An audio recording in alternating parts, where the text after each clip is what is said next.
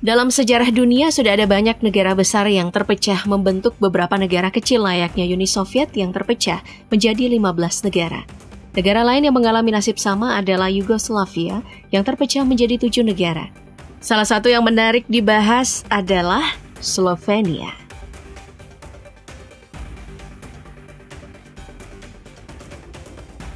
Pada saat negara ini menjadi satu sebagai Yugoslavia, Slovenia memiliki peran menonjol. Makanya di tahun 1990, Slovenia mengadakan referendum yang hasilnya 88,5% dari penduduknya ingin merdeka dari Yugoslavia. Dengan referendum ini maka pecah kongsilah Yugoslavia dan juga Slovenia, kemudian membuat terjadinya perang 10 hari pada tanggal 27 Juni sampai 7 Juli 1991. Perang ini pun berakhir dengan kemenangan Slovenia. Akhirnya bisa berdiri sebagai negara independen. Kemudian pada tanggal 22 Mei 1992, Slovenia akhirnya masuk menjadi anggota PBB setelah mendapat pengakuan dari banyak negara. Saat menjadi negara yang merdeka, manuver demi manuver dilakukan oleh Slovenia. Alih-alih mempertahankan prinsip lama sebagai negara non-blok, Slovenia memilih untuk memihak pada Eropa.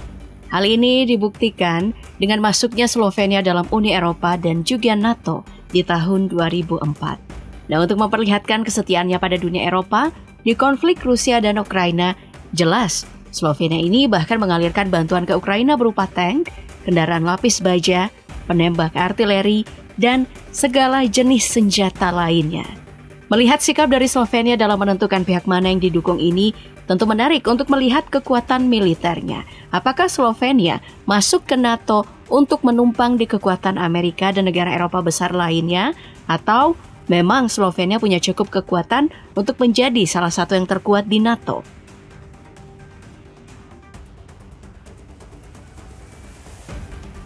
Mari mulai dengan melihat personil militer yang dimiliki oleh Slovenia.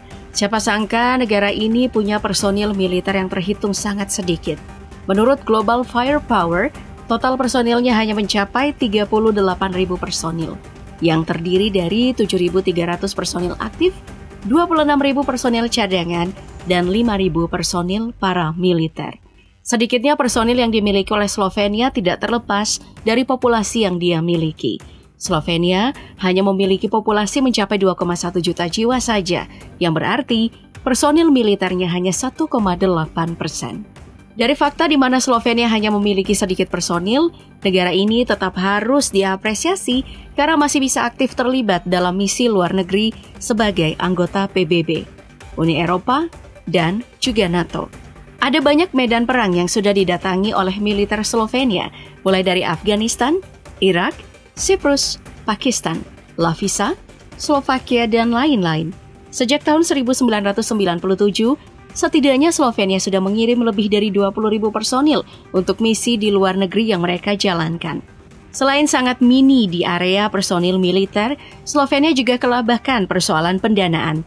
Negara ini menggelontorkan 0,9 miliar US dollar atau 1,35% dari PDB-nya. Angka ini sangat sedikit jika dibandingkan dengan negara NATO lainnya. Contohnya saja Belanda, negara yang satu ini berani menggelontorkan hingga 15,5 miliar US dollar sebagai budget militer mereka.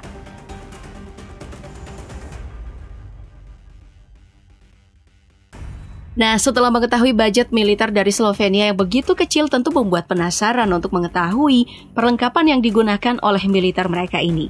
Mari kita masuk ke wilayah senjata api yang digunakan.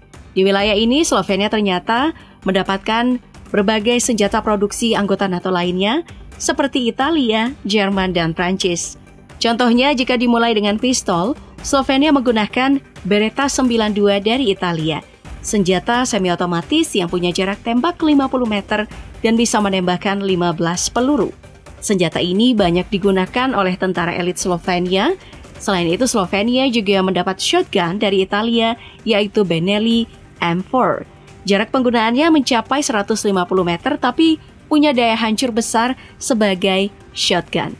Kemudian ada Heckler & Koch MP5 dari Jerman. Senjata ini punya kemampuan 800 putaran per menit dan mencapai jarak 200 meter. Senjata ini banyak digunakan dalam perang Ukraina yang sekarang terjadi karena efektif di kawasan hutan dan perkotaan.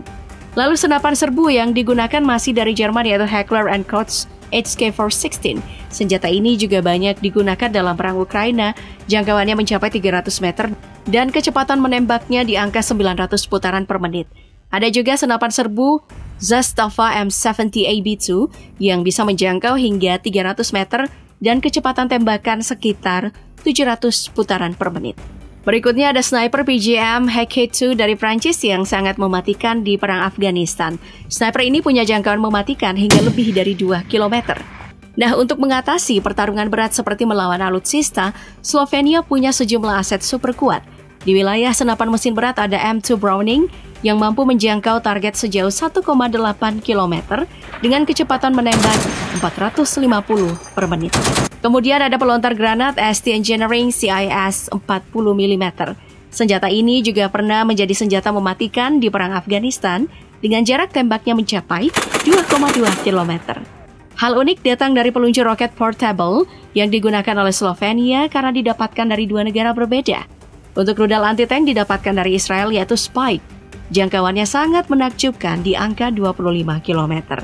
Kemudian untuk rudal anti-pesawat portabel menggunakan Igla milik Rusia yang punya jangkauan di angka 6 km. Dalam rencananya, sistem peluncur rudal portabel lain yang juga akan digunakan oleh Slovenia dalam waktu dekat adalah Carl Gustaf M4 yang punya fleksibilitas tinggi, bisa untuk menyerang kendaraan lapis baja seperti tank dan juga jet tempur.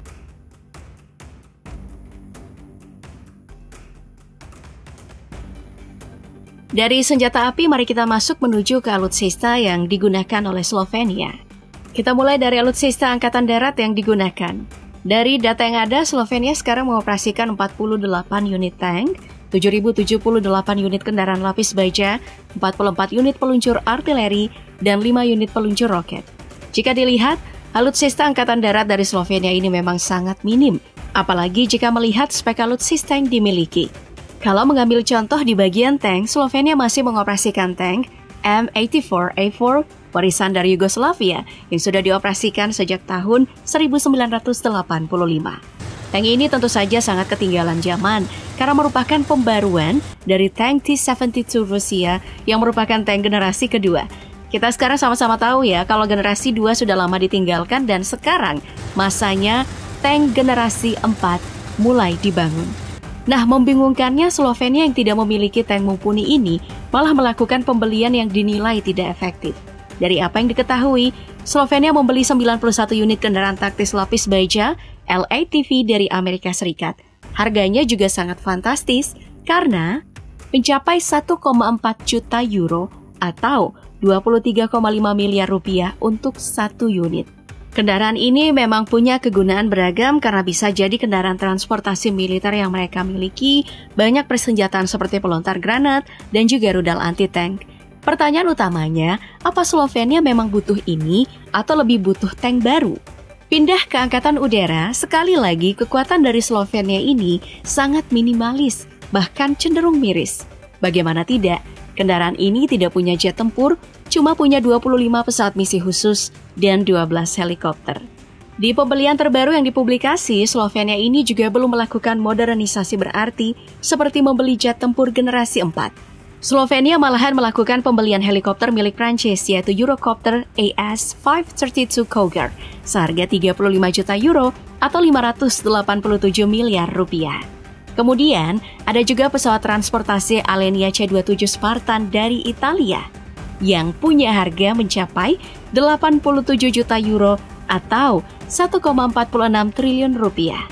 Entah apa yang menjadi prioritas dari militer Slovenia, memang pembelian ini membuat bingung banyak orang. Jika mau membahas angkatan laut, tidak banyak hal yang bisa kita bahas karena negara ini cuma punya 2 kapal patroli. Padahal ya, secara geografis, negara ini punya batas laut strategis yang terhubung dengan Laut Tengah yang menghubungkan Eropa dan Afrika.